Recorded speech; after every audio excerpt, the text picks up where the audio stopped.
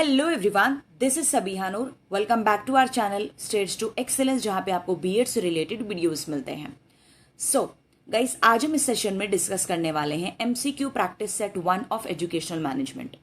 Educational management का ये पहला एमसीक्यू प्रैक्टिस सेट होने वाला है, जिसमें हम डिस्कस करेंगे प्रिंसिपल ऑफ मैनेजमेंट और फंक्शंस ऑफ मैनेजमेंट के कुछ एमसीक्यूज। कंटेंट ऑलरेडी अपलोड हो रखा है, अगर आपने मिस कर दिया है तो लिंक आपको आई बटन पर मिल जाएगा। आप वहां पर जाकर कंटेंट पहले देख सकते हो और फिर एमसीक्यू अगर देखोगे तो ज्यादा हेल्पफुल होगा, ओके, और क्लियर अंडरस्टैंडिंग होगी। और साथ ही साथ इसमें हम कवर करेंगे एब्सेंटिज्म से भी रिलेटेड कुछ क्वेश्चन एंड टाइम टेबल से भी रिलेटेड कुछ क्वेश्चन हम देख लेंगे। Clear? So without wasting much time, let's get into the video. So the first question of today's session is Henry Fayol laid down dash 12 principles, 13 principles, 14 principles या 15 principles। तो ये जो आपको इमेज दिख रही है, ये पिक्चर है हेनरी फियोल की, और इन्होंने कितने प्रिंसिपल्स की बात की है? तो मैं आपको बता दूं, इन्होंने 14 प्रिंसिपल्स की बात की है, और इन्होंने अपनी book general and industrial management, जो कि 1916 में पब्लिश हुई थी, उसमें बात की है। ओके, 14 प्रिंसिपल इन्होंने दिए हैं, आपको याद रखना है। Next question, esprit de corps means dash. Options रहे ये: union is strength, service is our motto, buyer be aware, product is our strength.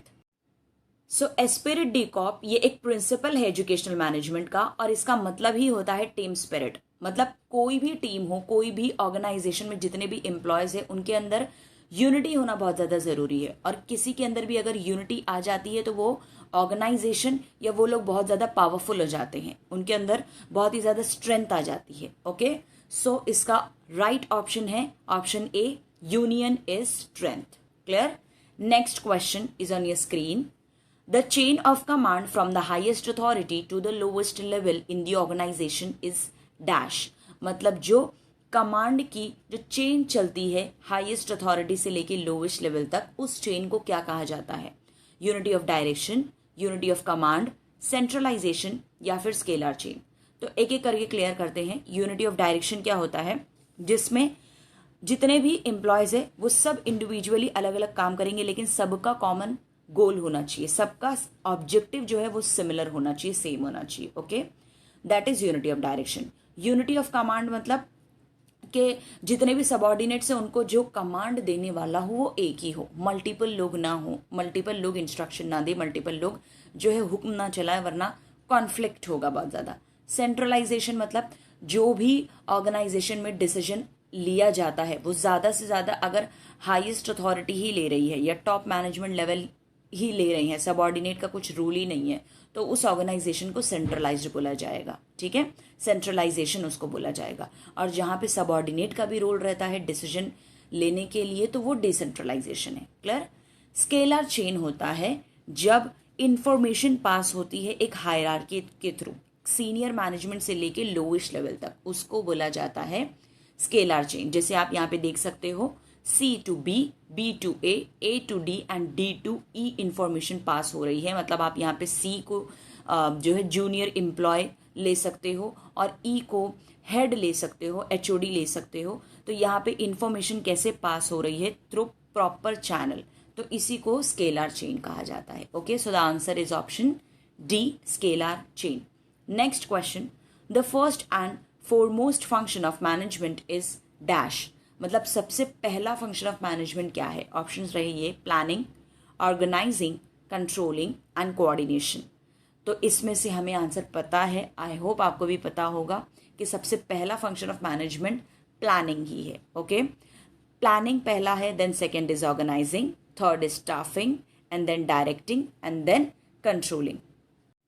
So planning is the first step of function of management, जिसमें ये तय किया जाता है, ये plan किया जाता है कि काम क्या है, काम कैसे करना है, काम कब करना है। ओके, इन शॉर्ट क्या गोल है हमारा, किसको अचीव करना है, कौन से गोल को अचीव करना है, तो ये सारी चीज प्लानिंग में आती है। Then second is organising.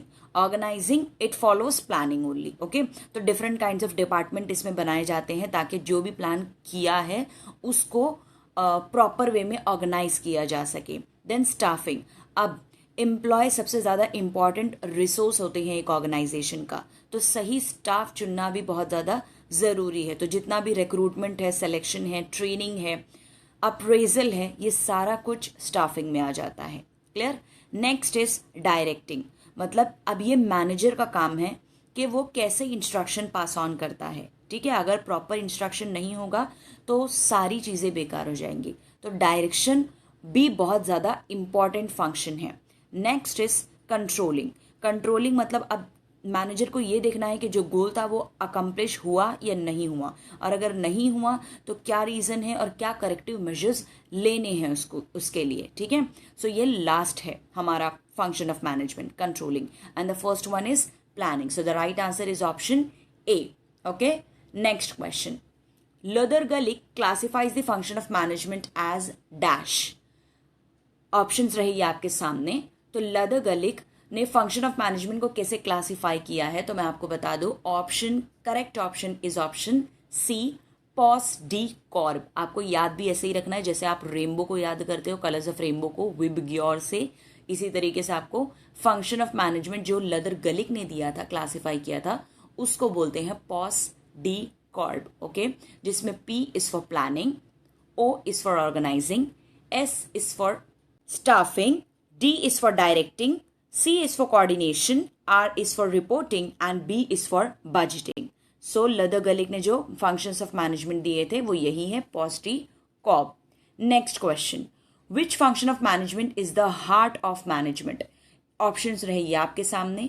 इनमें से कौन सा function of management को heart of management कहा जाता है? So the right answer is option B, directing. Directing को heart of management कहा जाता है क्योंकि डायरेक्टिंग में जो होता है वो मैनेजर इंस्ट्रक्ट करता है, गाइड करता है अपने वर्कर को, देखता है उनके कामों को, उनके परफॉर्मेंस को, कि जो अचीव करना है हमें गोल, तो उस गोल को अचीव करने के लिए जो भी काम हो रहा है वो कैसा हो रहा है। ठीक है, अगर कहीं गलती हो रही तो वो कैसे इंस्ट्रक्शन दे रहा है, कैसे गाइड कर रहा है। तो प्लानिंग, ऑर्गेनाइजिंग, स्टाफिंग सब कुछ धरी की धरी रह जाएगी अगर प्रॉपर डायरेक्शन नहीं दिया गया तो। ठीक है, सो डायरेक्शन क्लियर देना, सही देना बहुत ज़्यादा इंपॉर्टेंट है, इसलिए डायरेक्टिंग को हार्ट ऑफ मैनेजमेंट कहा जाता है। Option B is the correct one. Next, general and industrial management was written by dash. अब ये बुक का नाम है जनरल एंड इंडस्ट्रियल मैनेजमेंट। ये किसने लिखी थी? ऑप्शंस रहेंगे आपके सामने, हेरोल्ड कून्स, टेरी, लुइस एलन या फिर Henry Fayol.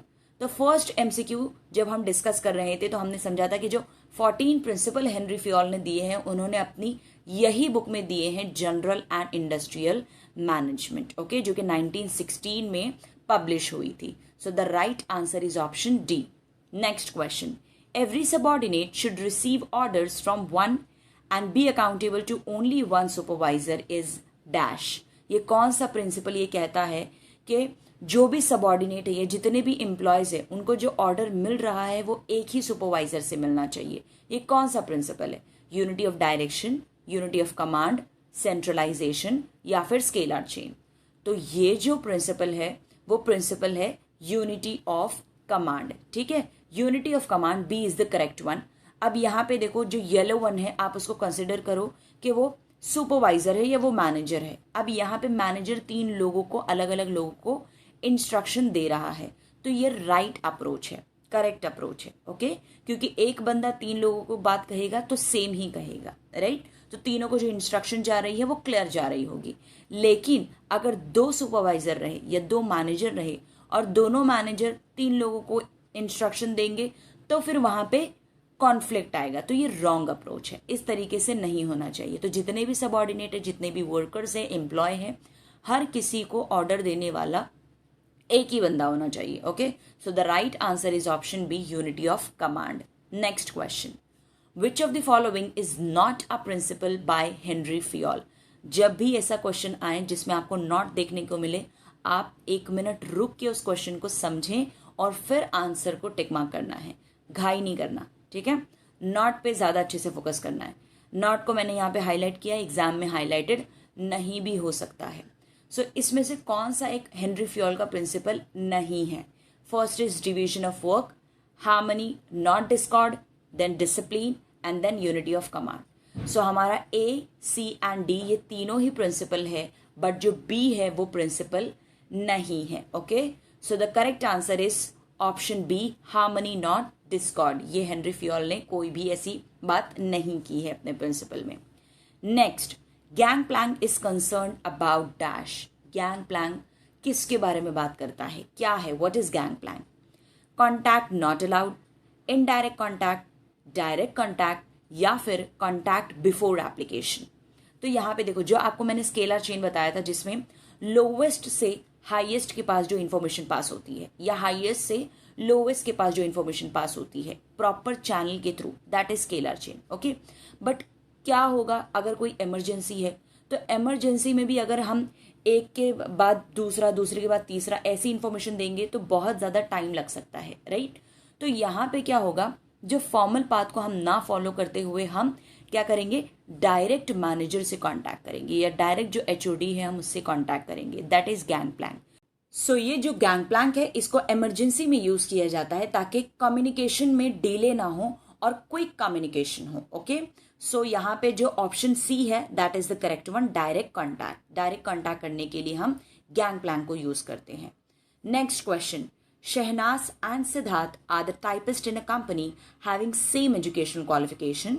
Shehnaz is getting 3,000 rupees and Siddharth is getting 4,000 rupees per month as salary for the same working hour.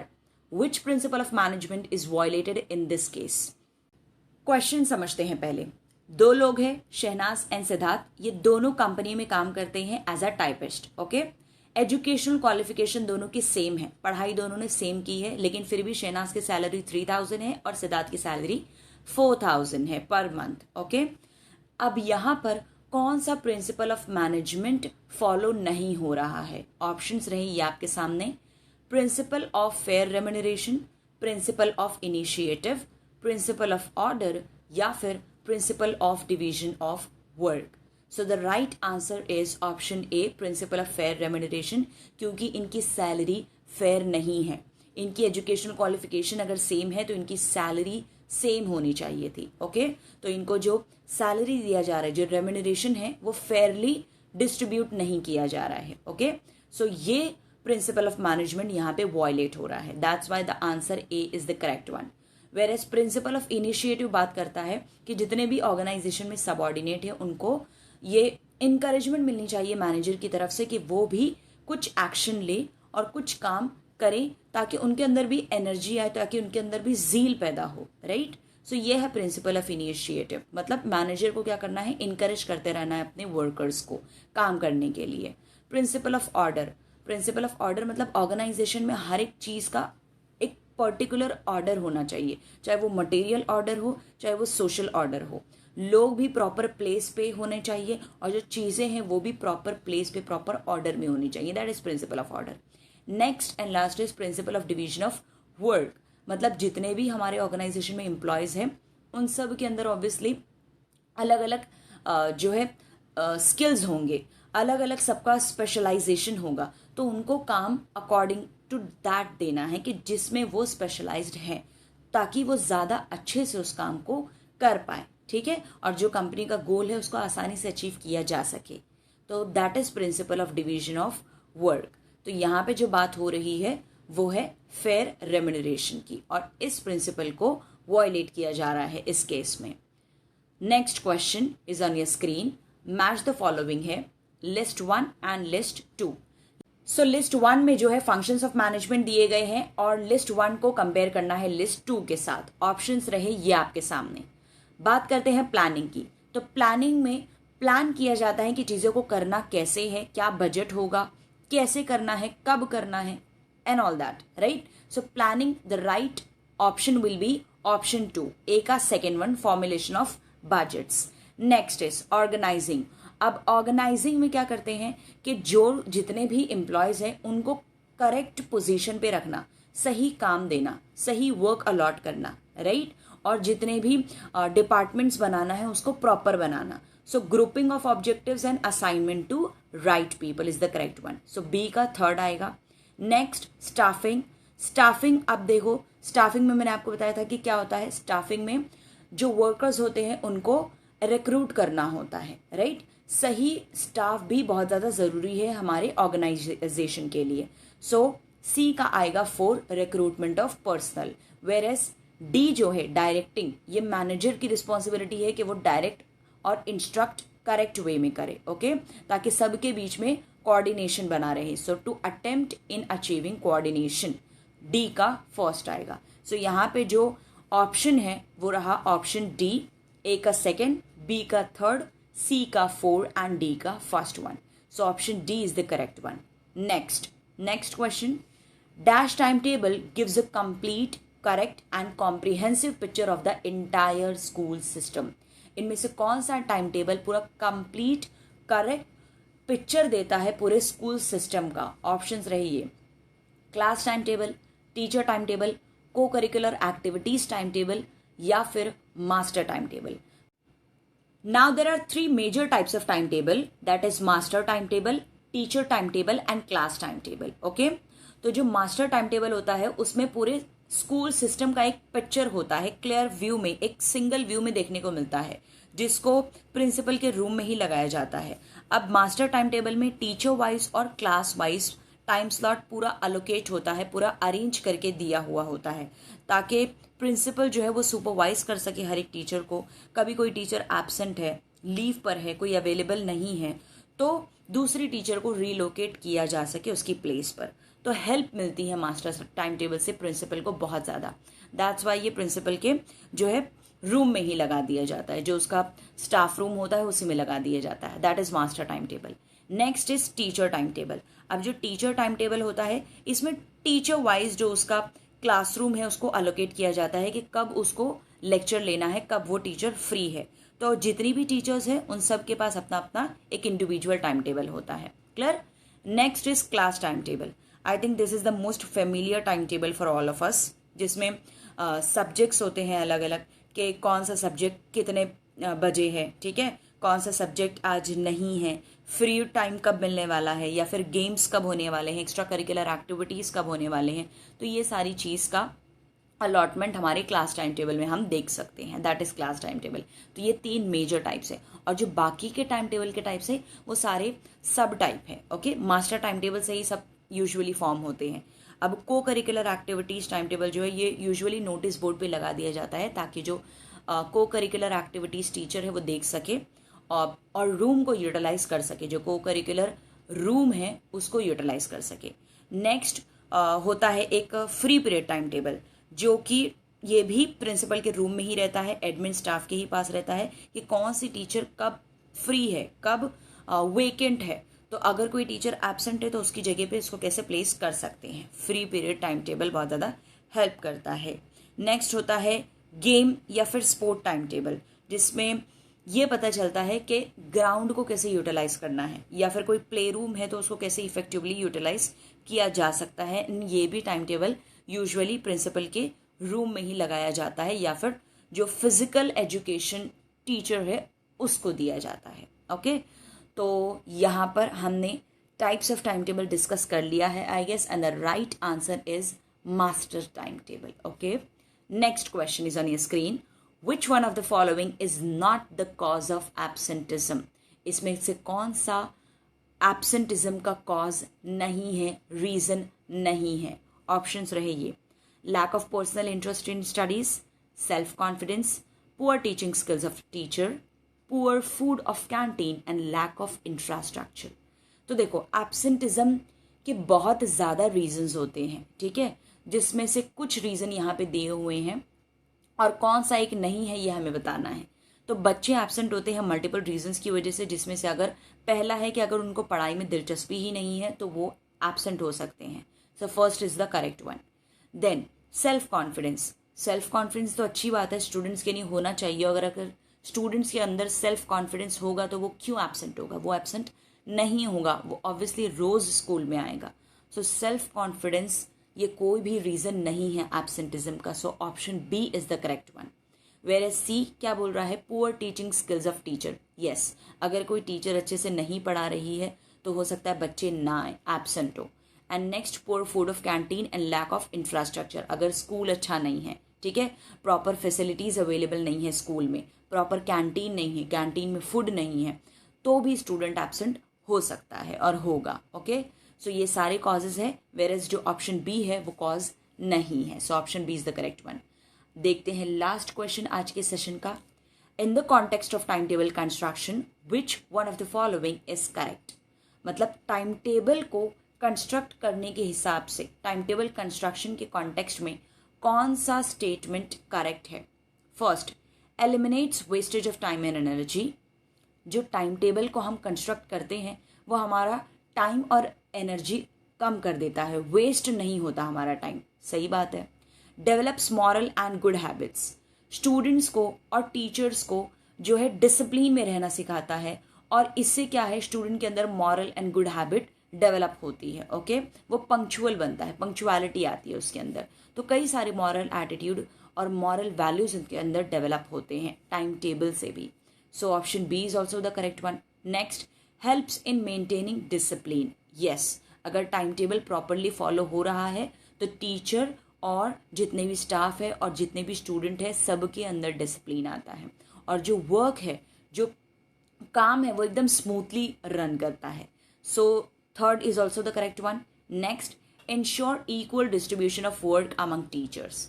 Time table अगर कंस्ट्रक्ट करते हैं तो सब टीचर को इक्वली काम दिया जाता है, कोई भी किसी को भी ज़्यादा फ्री पीरियड ना मिले और किसी पर भी जो है वर्कलोड ज़्यादा ना हो, राइट। तो सबको इक्वली भी काम दिया जाता है, वो हम टाइम टेबल में देख सकते हैं। ठीक है, सो फोर्थ भी करेक्ट है। अब ऑप्शंस देखते हैं। So yes, option D is the correct one. 1, 2, 3 and 4 all statement are correct. Hence option D is the correct one. So यहाँ पर होता है हमारा आज का सेशन ख़त्म। अगर आपको अच्छा लगा वीडियो तो लाइक करना और कमेंट करके मुझे बताना कि कैसा लगा आपको। ठीक है, सो मिलते हैं नेक्स्ट वीडियो में, तब तक के लिए bye. Take care of yourself and your family too, and bye bye. Thank you so much for watching.